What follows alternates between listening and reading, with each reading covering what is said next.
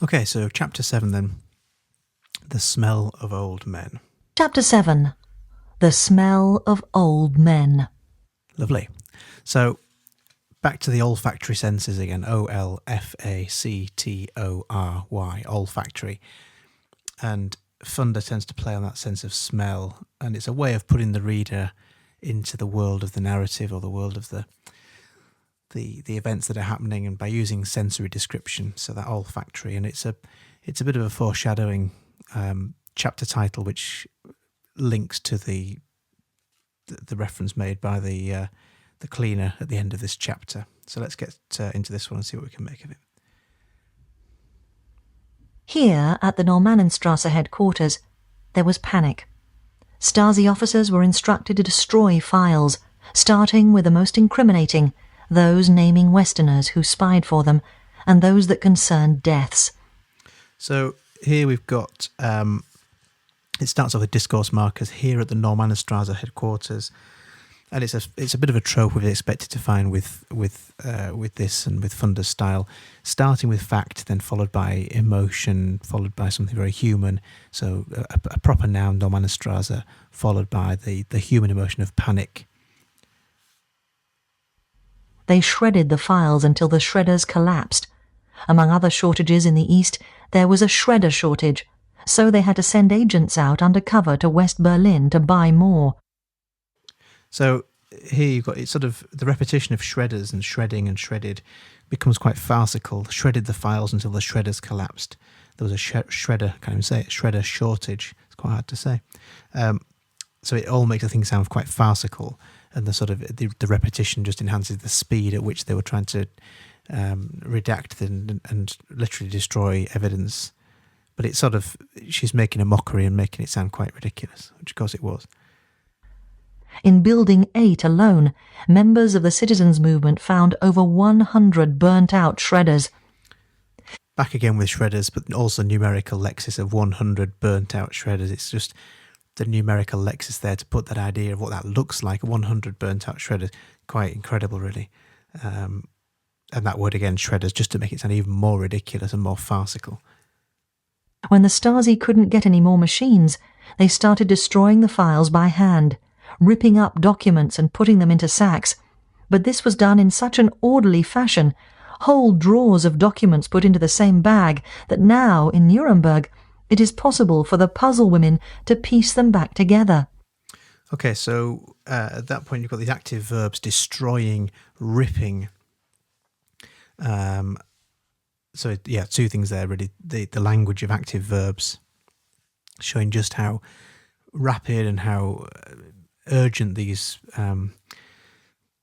the people were trying to destroy the evidence, but also the syndetic list. They started destroying the files, ripping up documents, and putting them into sacks. So both structure and language working there together to create that sense of overwhelming effort and speed at which they're working. And then towards the end of that paragraph, you've got these references to puzzle women, which is an anaphoric reference because it links back to earlier in the book when she talks about these puzzle women who are there piecing back the evidence, piecing it together. So it's a euphemism as well. It's two things. It's structurally an anaphoric reference linking back, which is something that she does regularly, and also we see cataleptic references looking forwards as well, but this is definitely a looking back reference. The headline, the title, of the chapter is technically a cataleptic reference, which is CATALEP TIC, and that one is linking forward to a reference made at the end of the chapter by the cleaner. But this is one looking back. It's also a euphemism, the puzzle women. It's a euphemism. It's sort of thrown in there as almost like just something we should accept, the puzzle women. But of course we know what it means because we've already had the reference earlier on. It's a euphemism for these people who were employed to piece together the evidence of the bits that were destroyed at the end of the Stasi's reign, the Stasi's power. On the 13th of November, Mielke, aged 81, became desperate about the waning of his world. He made his first and only address to the Parliament. It was broadcast live. So here we've got the time marker on the 13th of November, we've expected that so far. It's something we get throughout the whole book, and it's that chronological time markers used to give us that sense of realism and authority, and well, not so much authority, but credibility, I guess. Authenticity, that's the word I was looking for. And then it's an interesting sort of metaphor, waning of his world. So this is Mielke. This is someone who's dominated the Stasi, dominated these spy politics for so many years. And it is his world. It's that possessive pronoun there is intentional. It was his world, but now it's waning, and that's an interesting metaphor because it suggests, just as the moon waxes and wanes, it's an inevitability. It will always happen. And here you've got this sense of inevitability. Of course, it was going to come to an end, and he is desperate about that. So it's an interesting metaphor to use because it suggests an inevitability about. I mean, there's something quite romantic about the idea of waning of his world. The alliteration there as well helps to give that sense of poetic romanticism, but it's also just the fact that it's inevitable that his world will come to an end. But of course, it's also metaphorically a figurative reference, but also hyperbolic. His world isn't waning; it's just one aspect of his world. So you could even argue that world is a synecdoche, if I can speak, synecdoche. Representing, actually more than what it actually is. It's sort of an inverted synecdoche there because it's representing something much smaller than the world. So it's hyperbolic, it's metaphoric, there's lots of things going on there. And then, let's push on a bit further. "Dear comrades," he opened, and the booing began. Cries of, "We are not your comrades," came from the newly independent minor parties. Then, as if he simply could not understand why he might be disliked, Mielke stammered into the microphone. "I love," he said, "but I love all people. I put myself out for you." When they think of Mielke, East Germans like to think of this. Perhaps there is something healing about ridicule. It is a relief, anyway, from terror and anger. On the 3rd of December, along with Mielke, Krenz was expelled from the party. Hans Modrow, a politician from Dresden, became leader. Modrow decided to change the name of the Ministry for State Security to the Office of National Security, Amt für Nationale Sicherheit, a cosmetic reform resulting in the deeply unfortunate acronym Nazi. Nobody was fooled. Okay, so I'm going to try and perhaps stop at the end of each paragraph and talk back through some of the features here. And if I go too fast, please just obviously stop the recording and rewind and go back over it. And if I'm whispering a bit, sorry, I'm not trying to do an ASMR video. It's just because my children are in bed, so I'm just trying to not be too loud. Although it sounds like an ASMR video now, I'm clicking my tongue. Okay, so the reference to Mielke stammering into the microphone, it's a very human response. This is someone who is very mechanical and procedural and has gathered evidence for so many years and almost a robotic in consideration of humanity. And yet here he's being very human. So we know that Anna Funder likes to zoom in on honing on human qualities and particularly appearance.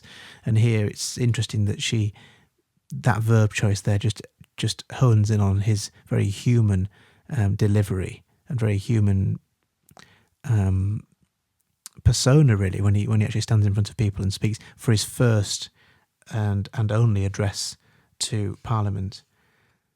And then a bit further down we've got the reference to perhaps there's something healing about ridicule. I thought that was an interesting opinion that Funder gives, because in a sense that's kind of what this book is. It's almost a symbol of Funder's narrative.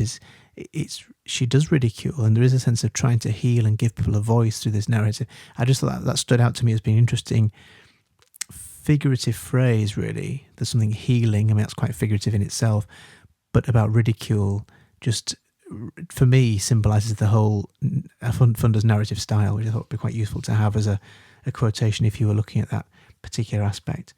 And then you've got towards the end of that line there, terror and anger, that hendiadys there working together to reinforce how unpleasant it's been. Terror and anger as hendiadys. And then we've got so the change of leader, the change of name and change of leader becomes the Office of National Security. And then we get the parentheses here, the parenthetic translation or parenthetic original language, the German there, gives it more realism, and just we are forced as a reader to sound out those words as they were written, as they were at the time. And then of course the bathos there at the end of that paragraph, it all comes down to Nazi, which has those huge connotations. So there's huge bathos there because it's such an anticlimax. The group of West Germans touring the building has become tighter. The quiet jokes among the men have stopped, the looks between the wives. The guide asks whether they would like to see upstairs, but they shuffle and shake their heads and say they probably don't have time today. "Well then," she says, "we come now to the end of our story." With her bossy manner and her twitching nose, she's not going to let these Westerners go until she has told them how the people took this building. She says that in January 1990, when the Berliners saw the smoke coming out of the chimneys, they came here to protest. They brought bricks and rocks and built a symbolic wall around the building to get the Stasi to stop burning the files. She says it is extraordinary that, with all those stones, not one was thrown, and that, conversely, not one shot was fired from this building. "There were a lot of Stasi agents mingled in among the demonstrators," she sniffs, "and maybe that's why they didn't fire. Fear of hitting a colleague." Eventually, after the Stasi had done all they could to remove or destroy the files, they opened the doors to the demonstrators. Okay, so just back up to the top of that paragraph, the group of West Germans touring the building had become tighter. This is a very human reaction, isn't it? So she's always looking for the human reactions in reaction to the politics. And here we've got these tourists who are acting in a very human way. They're gathering together. They're astonished. They're horrified by what they've heard. The jokes have stopped, and then we get this very human response again from the tour guide, with her bossy manner and her twitching nose. Interesting that she blends personality with appearance, bossy manner and twitching nose. So always looking out for those. Whenever we see appearances, look for hand in hand or side by side with something about the personality as well. The bossy manner, the twitching nose. It's something a bit grotesque as well, and maybe it's just me, but the twitching nose is just it's not particularly pleasant or flattering description, which we've come to expect as well. And then that last sentence of that paragraph, she's not going to let these Westerners go until she's told them how the people took this building. Well, that's assertion, isn't it? Anna Funder can't know that. That's her narrative assertion coming through there as well. So we were always looking out for that underlying sense of Anna Funder's opinions that are presented as fact, but of course they're not. They're opinions presented as such. And that's it for that section, really. The rest is just, it is what it is, isn't it? Apart from she sniffs down to the bottom, just again another sort of fairly unflattering description of real life. And maybe it's just to add some realism and keep that realism there. She's interested in real people, real stories, and with that, literally warts and all, it's the full package of all slices of life, really. The denunciations against Milke began as soon as he lost power. And how could they not? His people being trained to the highest level in denunciation. The Berlin prosecutor's office received a note accusing Milke of using public funds to build his hunting estate. I'll just pause it there. There's that denunciation there is sort of it's anadiplosis, really. I mean, technically anadiplosis is when the first word of a clause is picking up on the last word of the preceding clause, but I think we can see it in the same way here. So it starts off with more or less denunciations, it finishes with denunciation. So I would say it's anadiplosis, and so ANADIPLOSIS. And what that does is it gives a sense of neatness. It's very symmetrical and neat, which of course is ironic because this is about the Stasi, and everything about them was about filing things and systematic neatness and structure and order. So there's and maybe it's unintentional, but I think it's there for us to look at. She doesn't use it very often, but it's certainly there in that case. And when it does crop up, we can look out for that again and make reference to it. And certainly if it's something which is useful to compare with Down and Out as well. In January 1990, more counts were added to the indictment: suspicion of high treason, collaboration to subvert the constitution in that he, along with Erich Honecker, had instituted a nationwide system of post and telecommunication surveillance, and having, contrary to the law, denied people their freedom by locking them up in protective custody on the occasion of the GDR's 40th birthday. Okay, so suddenly we get this semantic field of justice or legality: prosecutor, indictment, constitution, law, custody, and then even picking up on in the next paragraph, remand as well. So this semantic field of justice there.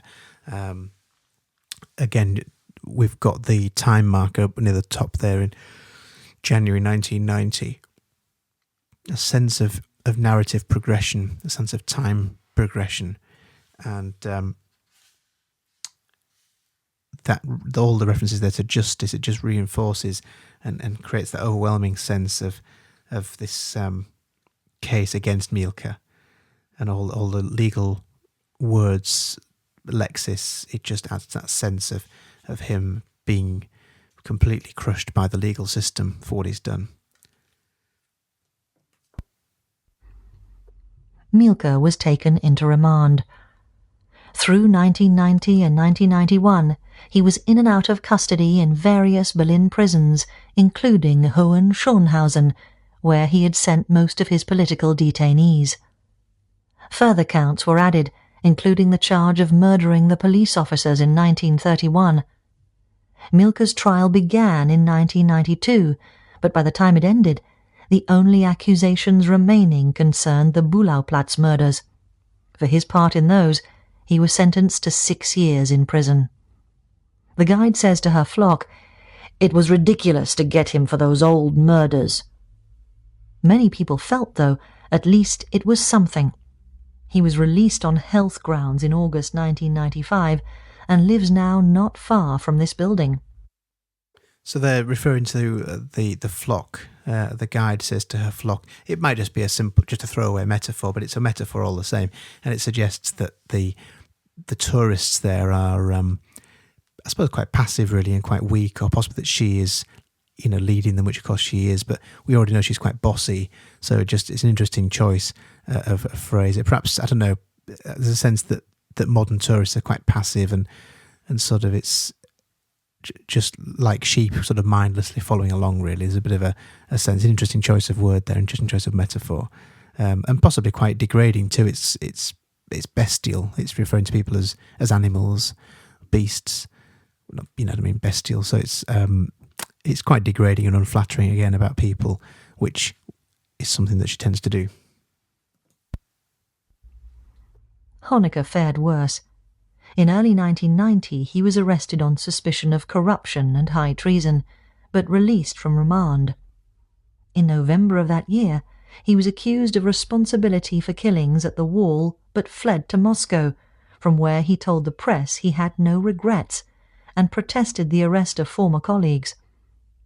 In July 1992, he was extradited to Berlin to face trial, which was suspended the following January due to his terminal liver cancer.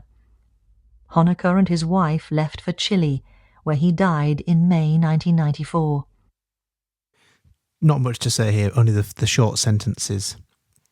And there aren't many, but it sort of comes to shorter sentences towards the end of that paragraph. Just the abruptness, I suppose, of the illness and death for him, and how quickly he then died.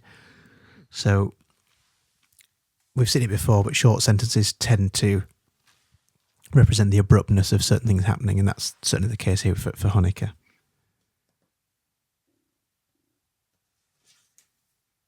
Oops, just locked my phone, sorry.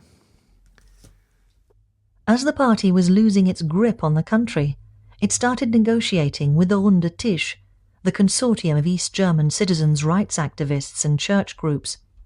But even these were riddled with Stasi informers. Now that word riddle is interesting. What another metaphor that is. It suggests sickness. If someone's riddled with something, it's sort of, you might say riddled with fleas or riddled with some sort of disease. It's something that's just quite a figurative description about it, that has connotations of sickness or illness or disease.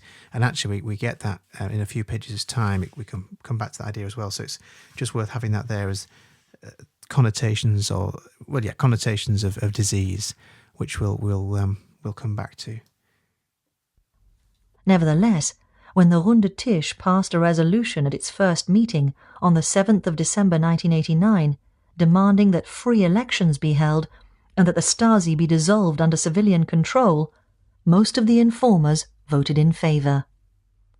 It seems they felt compelled, in order to maintain their cover, to vote for measures to destroy the regime that employed them.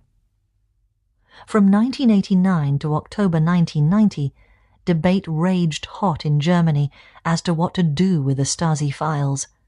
Should they be opened or burnt? Should they be locked away for 50 years and then opened, when the people in them would be dead or possibly forgiven? What were the dangers of knowing? Or the dangers of ignoring the past and doing it all again, with different coloured flags or neckerchiefs or helmets? Okay, so we've got this repetition of interrogatives here, which heightens that uncertainty. So there's questions throughout that last paragraph. And then a little bit of polysyndeton as well at the end of that, doing it all again with different coloured flags or neckerchiefs or helmets.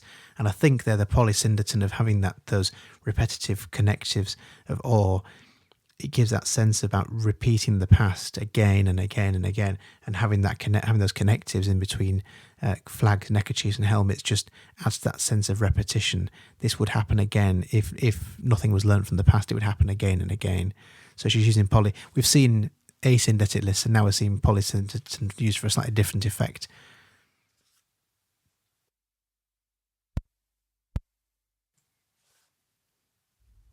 In the end, some files were destroyed, some locked away, and some opened.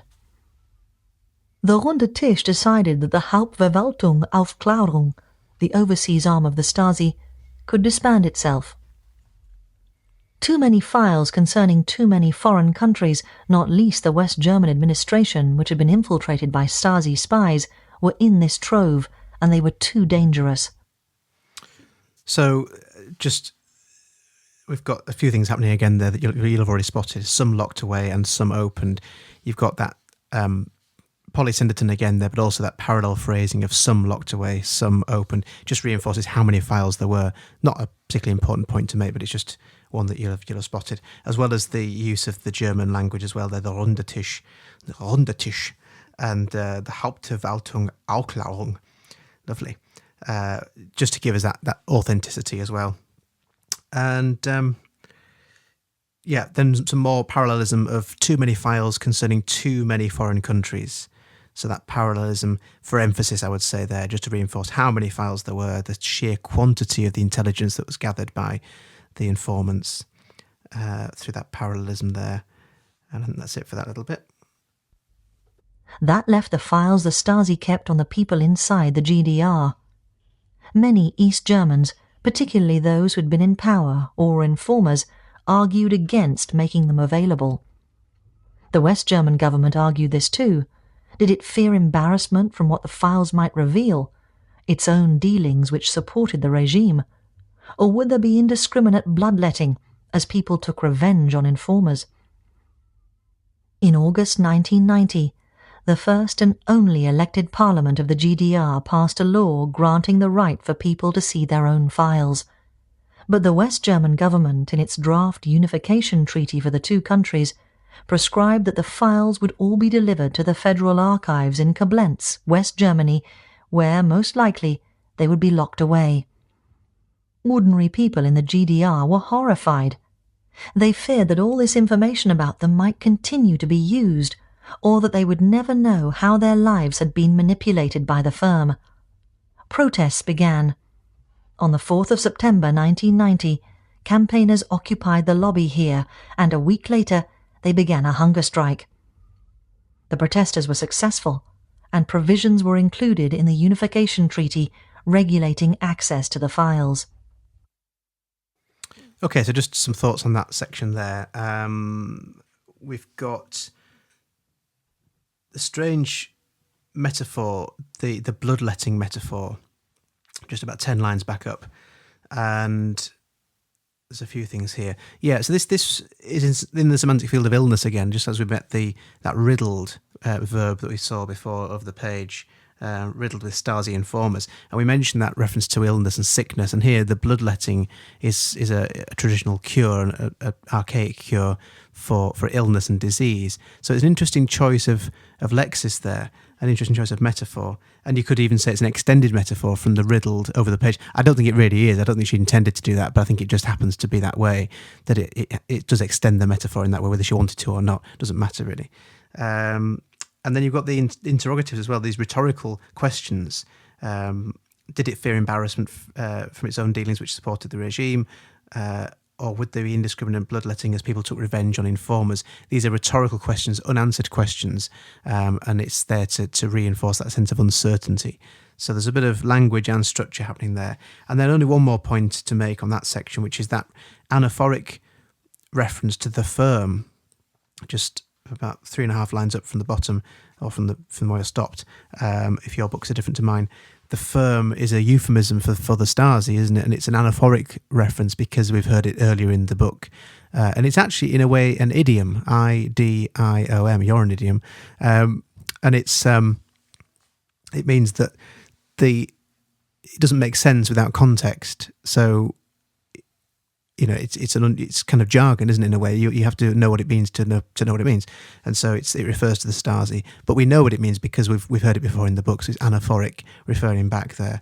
But it's an interesting euphemism. I mean, the firm just means a business, doesn't it? And actually, this is more than a business. It's intelligence. It's secret agency. So it's something far more. It's actually softening. That's why it's a euphemism. It's softening something which is far more horrific than the word suggests.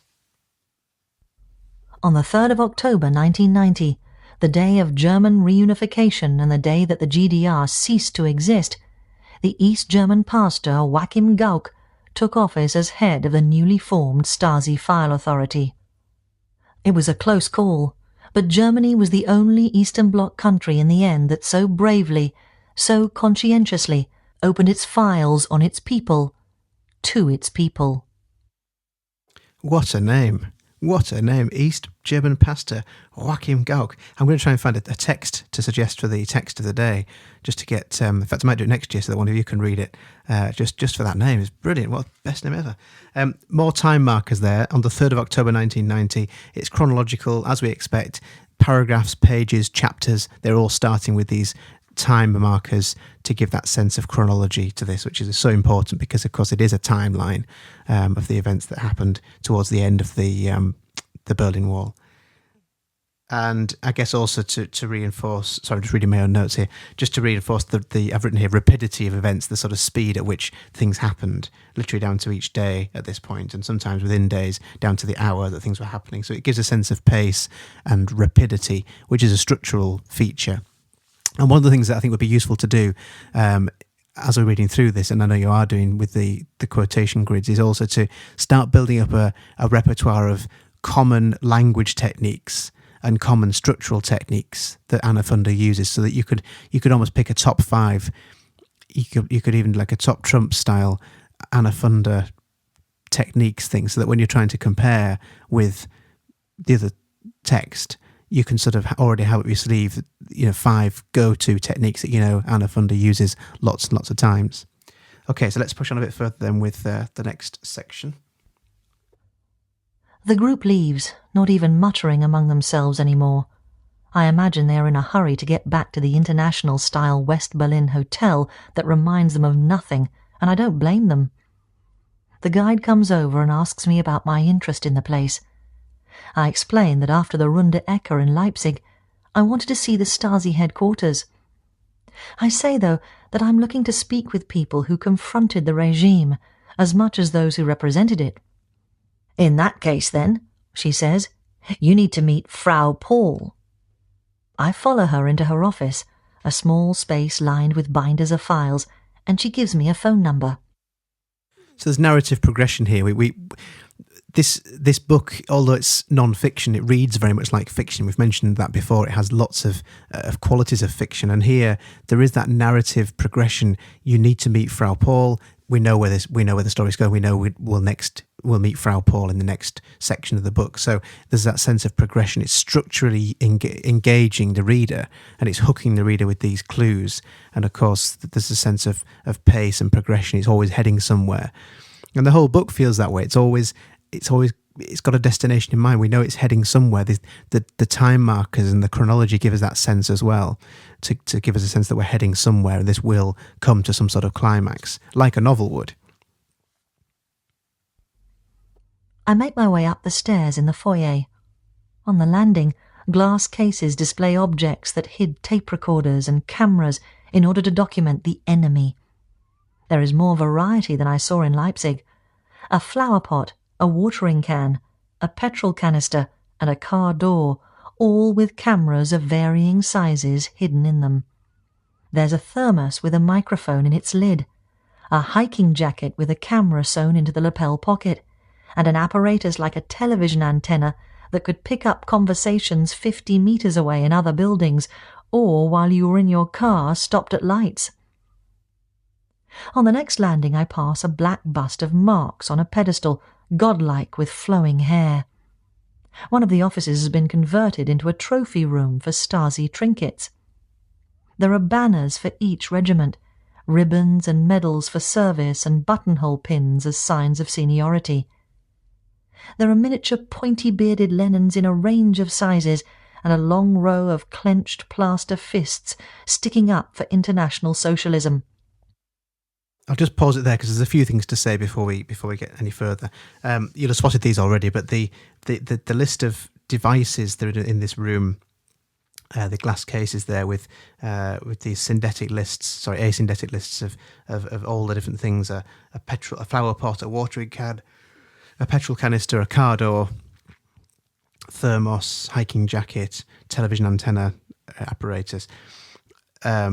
And even the things it can do, it can pick up conversations 50 metres away, or while you're in your car stopped at lights. So there's this listing here of devices, all of which have these sinister applications, and it's quite overwhelming. So the use of structure there. And then moving on a little bit further into the next paragraph, we've got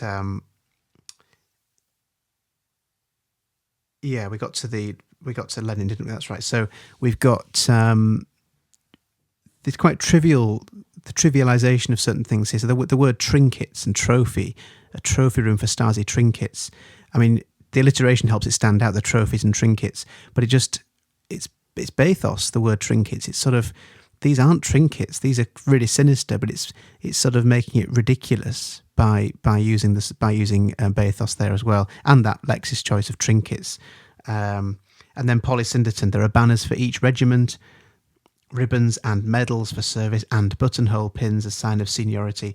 So there's polysyndeton, just to show the overwhelming amount of things there are, of these sort of meaningless, as she says, trinkets. And then we get on to the Lenins, and again it's funny how she hones in on appearance and physical appearance. There are miniature pointy bearded Lenins in a range of sizes. It's ridiculous, isn't it? It's farcical. And a long row of clenched plaster fists sticking up for International Socialism. Well, of course, that's a synecdoche in a way, isn't it? The fist is a synecdoche of the movement of socialism, and so it's an inverted synecdoche. No, it is just a normal synecdoche. It's a fist representing something much bigger, and yet in a way she's using bathos there because it's just a plaster clenched fist. It sounds ridiculous and actually quite diminished in size. It sounds sort of underwhelming. So there's bathos there as well. So you've got the synecdoche blended with the bathos all over this, and it's giving that effect of ridicule and how silly it is to a modern tourist looking around these things that at one point was so terrifying and so powerful. And then just a bit further on, there are trophies and vases and beer mugs, more polysyndeton there, with the GDR's hammer and compass insignia on them. So it's all to suggest this overwhelming clutter of paraphernalia that belonged to the Stasi at that particular time, but how silly it is now by today's standards, and how pathetic it is really now that the Stasi is no more. There are trophies and vases and beer mugs with the GDR's hammer and compass insignia on them. A miniature boxed book set contains the life and deeds of Comrade Erich Honecker, and there's a locket-sized portrait of Mielke himself in, of all things, enamel. A carpet hangs on the wall, bearing the woolly triumvirate of Marx, Engels and Lenin in profile, next to a lurid hand-worked mat with the Stasi insignia in red, yellow and black acrylic. The rugs fascinate me. They demonstrate, I think, the value of labour over everything else here, mostly aesthetics and utility. Okay, so a few things worth mentioning there.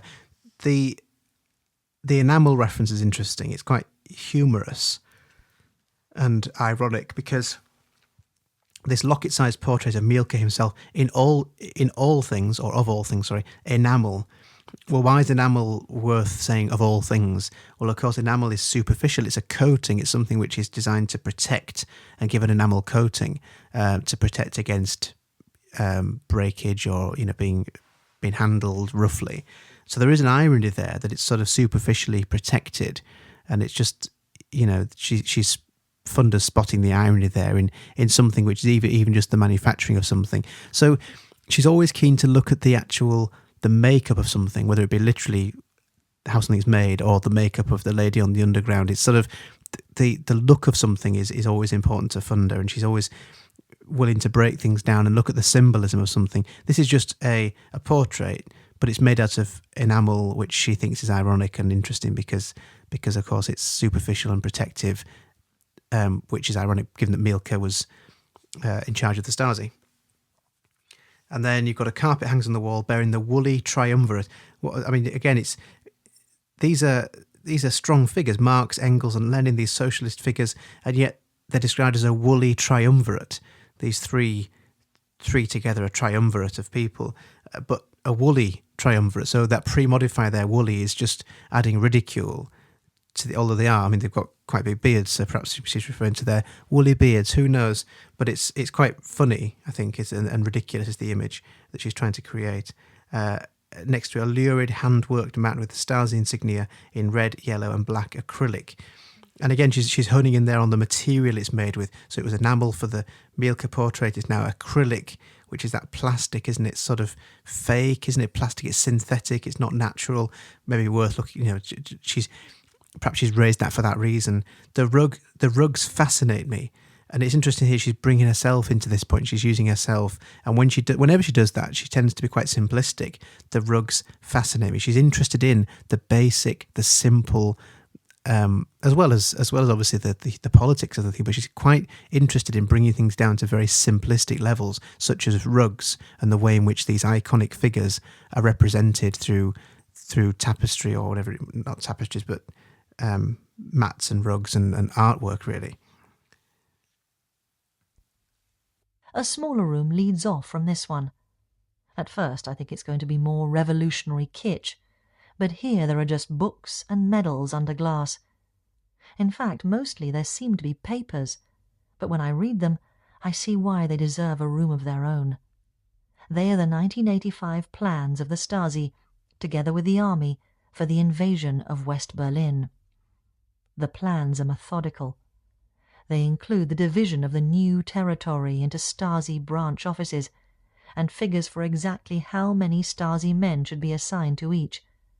And there's a medal cast in bronze, silver and gold by order of Honecker, to be awarded after successful invasion for courage in the face of the Western enemy. No one in the West had imagined the extent of the Stasi's ambitions. Mielke's quarters are on the second story. There's no one around. My shoes make a plasticky noise on the lino till I reach his office where the floor is parquetry.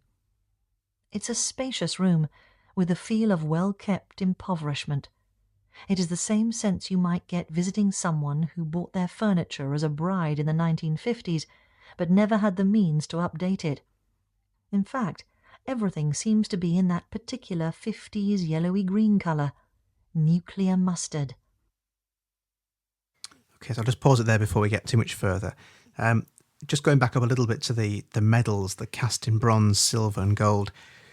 There's more ridicule and this sort of, I don't know, it's more trinkets and more paraphernalia and more sense of sorts of being awarded a medal. It just looks ridiculous. So I think she's pointing out the ridicule of this, or she is ridiculing it, of Honecker's way of awarding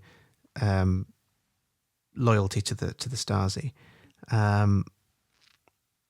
And then moving on, there's an oxymoron. It's a spacious room with the feel of well-kept impoverishment. Well-kept impoverishment is sort of oxymoronic, isn't it? And it just creates quite a strong image. We have to stop and think about what that means. Well-kept impoverishment.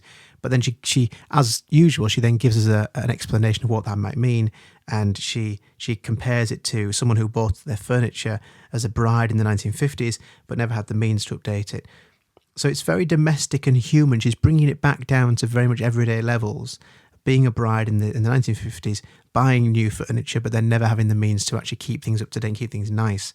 So it's very domestic and it's very human, very real and basic, really. And then just to the end of that paragraph there, that particular 50s yellowy green colour, nuclear mustard. What a strange pre-modifier, that nuclear mustard.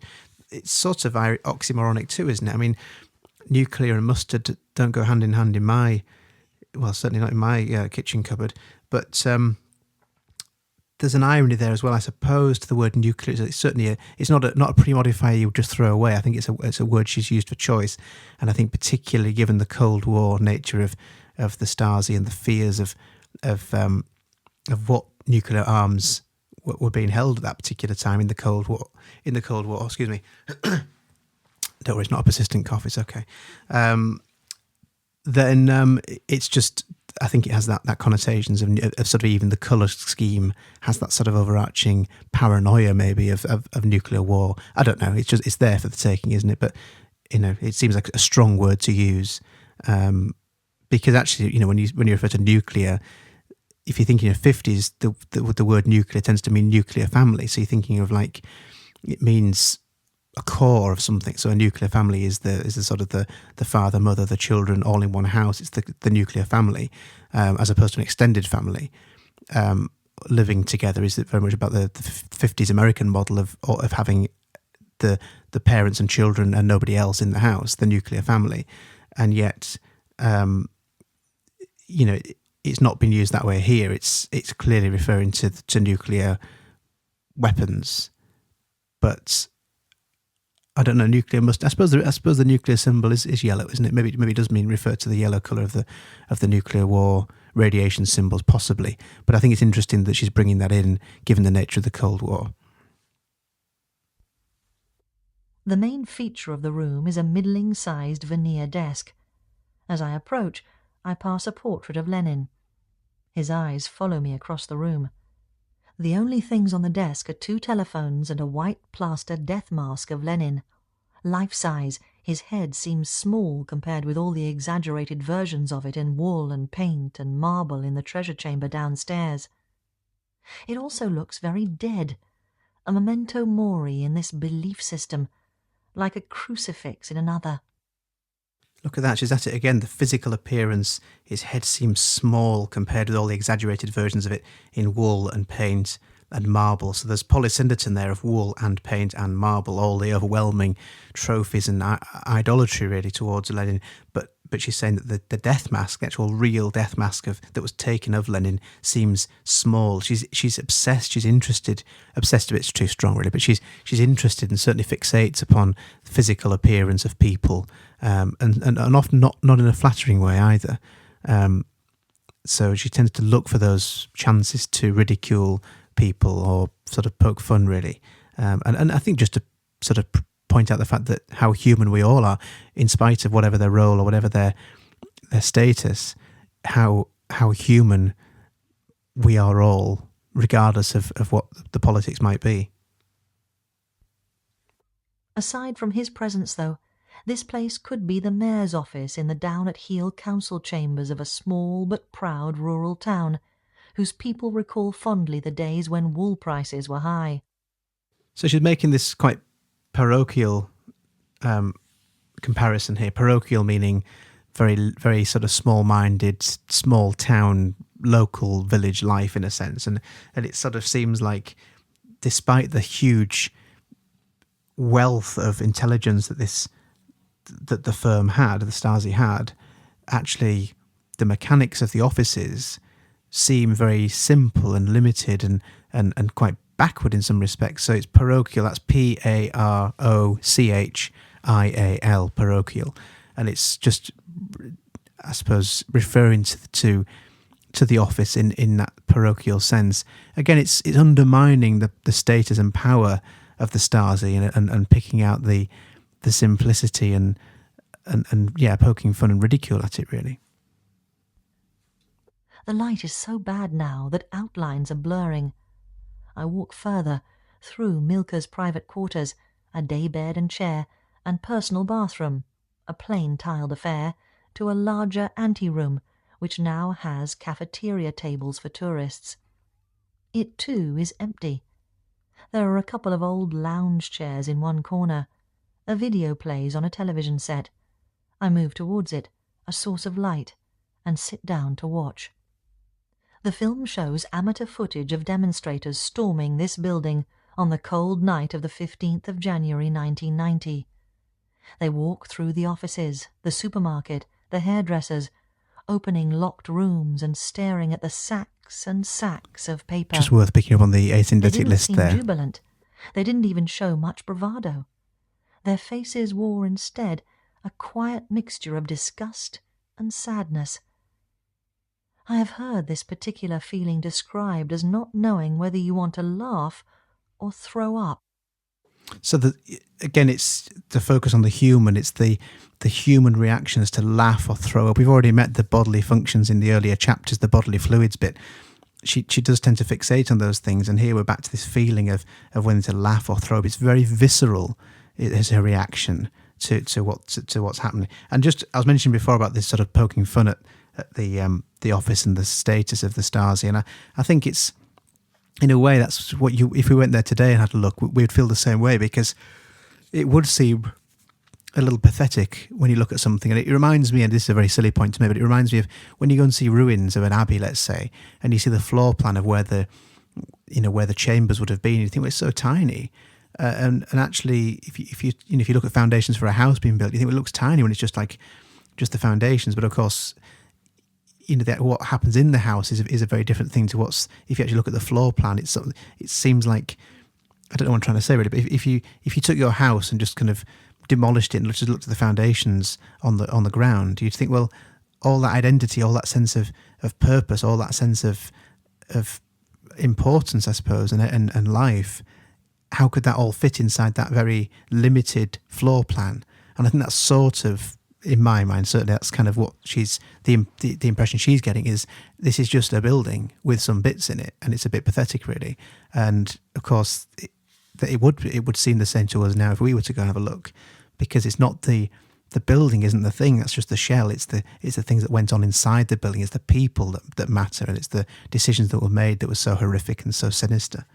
Hope that kind of makes sense. It's cold in here, and the air tastes recycled. I pull my coat collar up to my ears.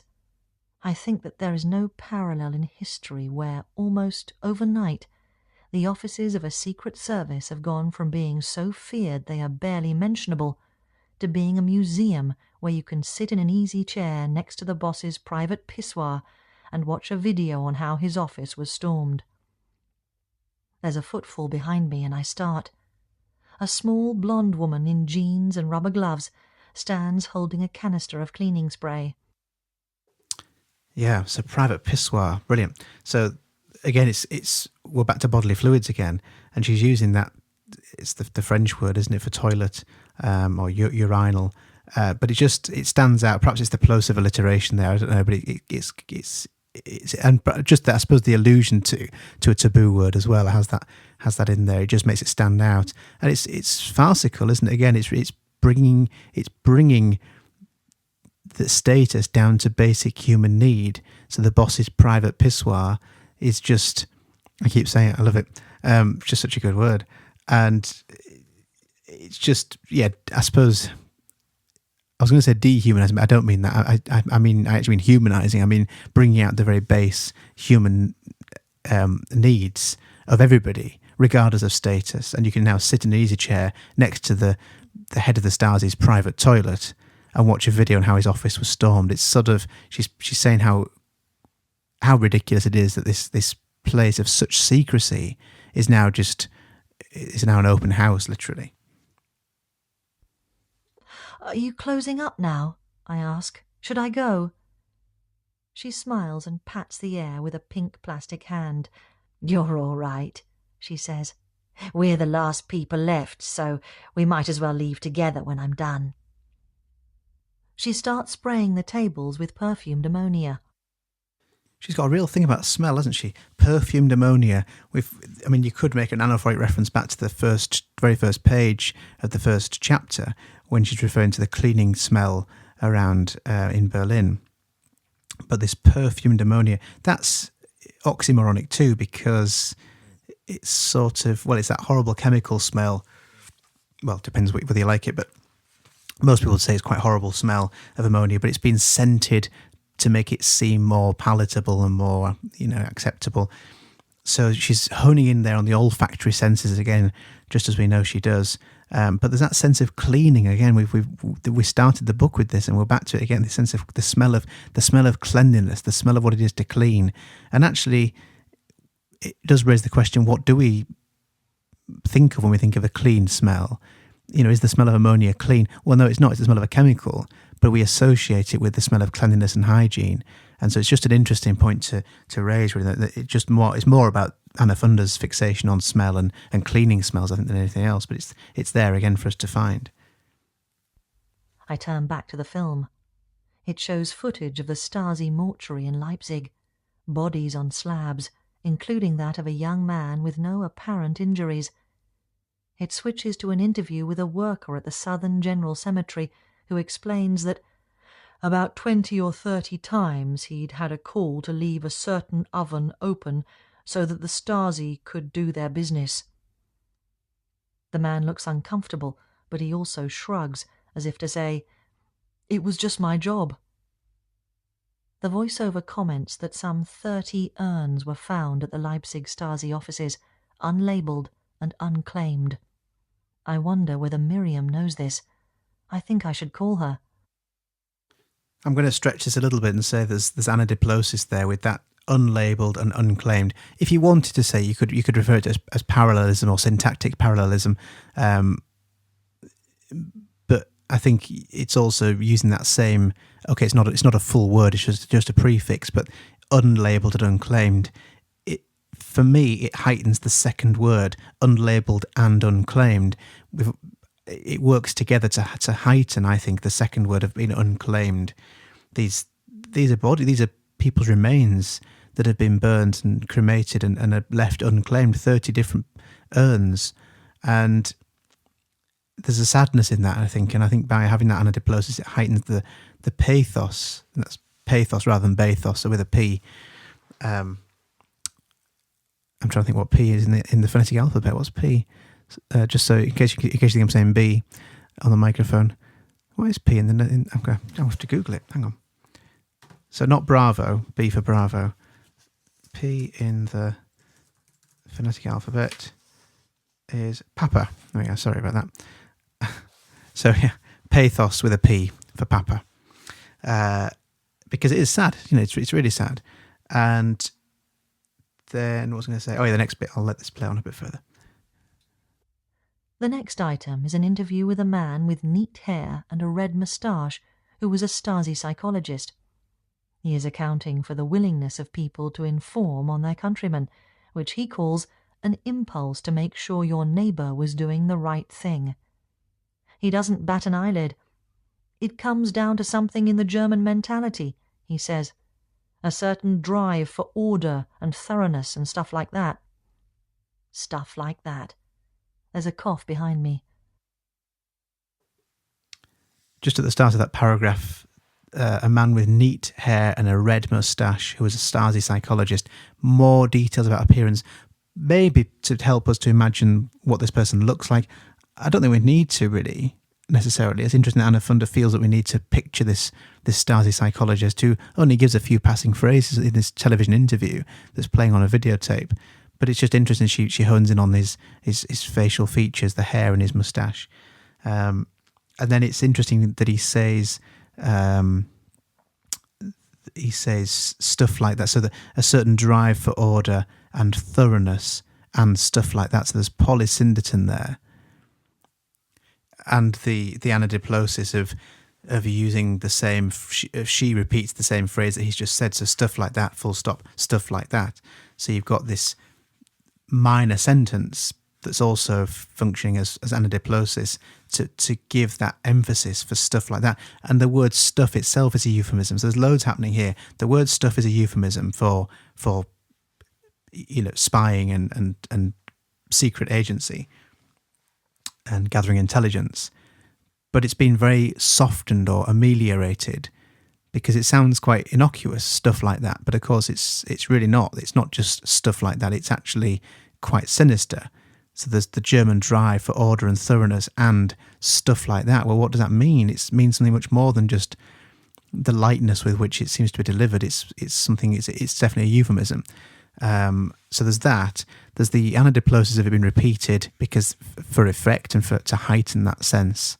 And you've got the minor sentence there of stuff like that, which all adds to that emphasis. So there's quite a few things happening there in that line, and that's presumably why she's included that in the book, because stuff like that is so rich. It's packed full of meaning, really, while at the same time sounding quite trivial. Of course, I lived normally, the cleaning woman says. I turn around. She has a smoker's lined face and hollow-chested thinness. I conformed, just like everybody else, but it's not true to say the GDR was a nation of 17 million informers. There were only 2 in 100. Yes, I say, and then I'm stumped.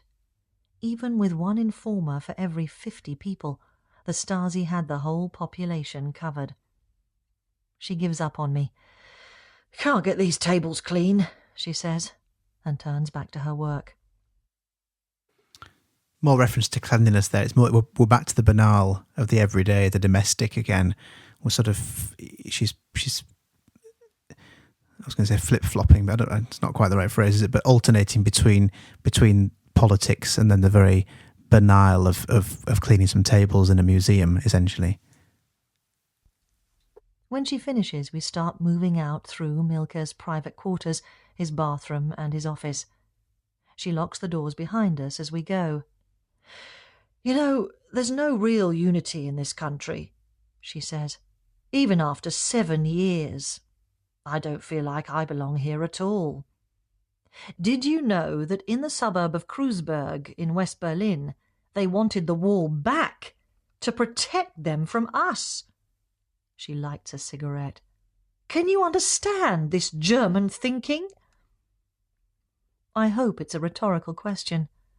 All I understand is that it only took 40 years to create 2 very different kinds of Germans, and that it will be a while before those differences are gone.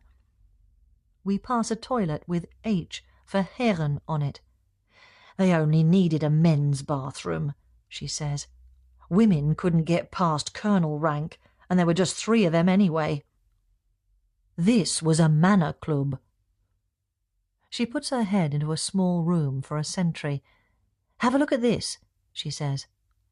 Over the desk, a calendar is still on January 1990. No, over there. She points to the other wall behind the desk. There's a smudge on the paintwork. That's where the fellow would have leant back on his chair and rested his fat, greasy head on the wall. She's disgusted. Won't come off.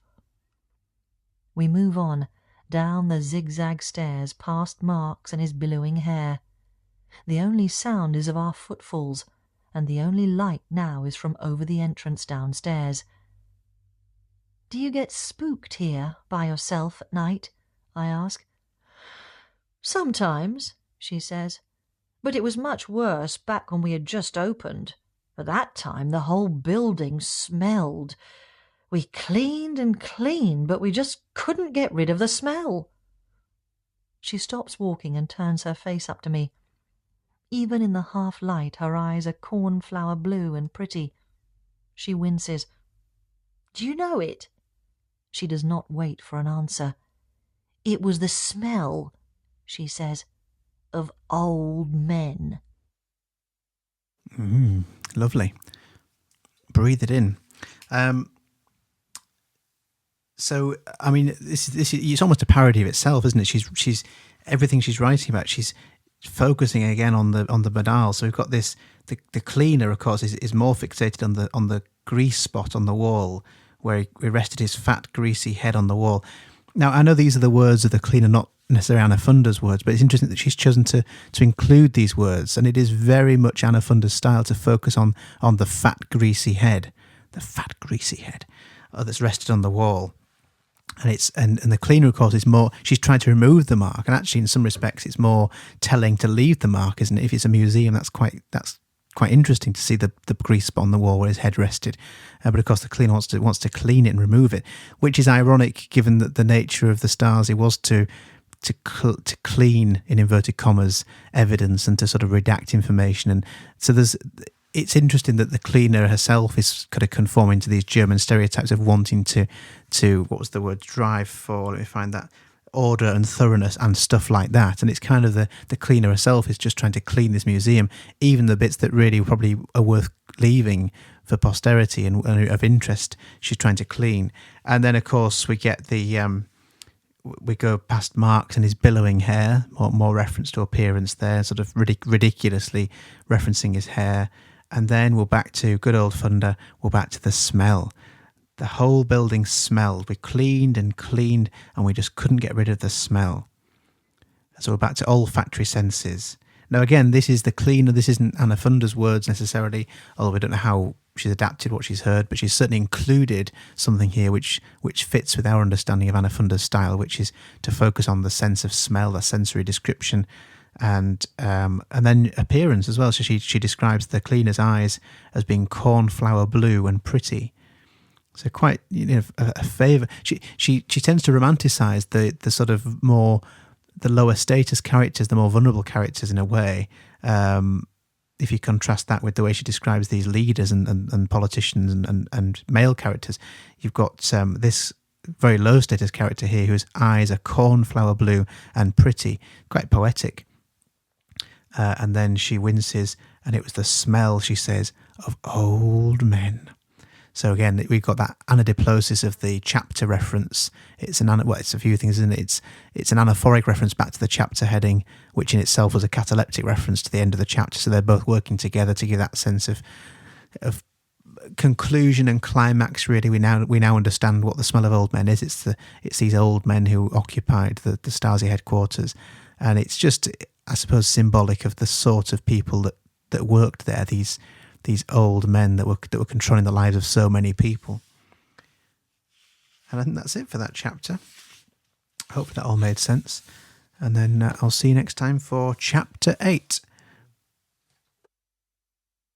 Actually, I won't see you, will I? Because it's an audio recording. So as the Germans would say, not auf Wiedersehen, but they'd say auf Wiederhören. I'll hear you later. Tschüss.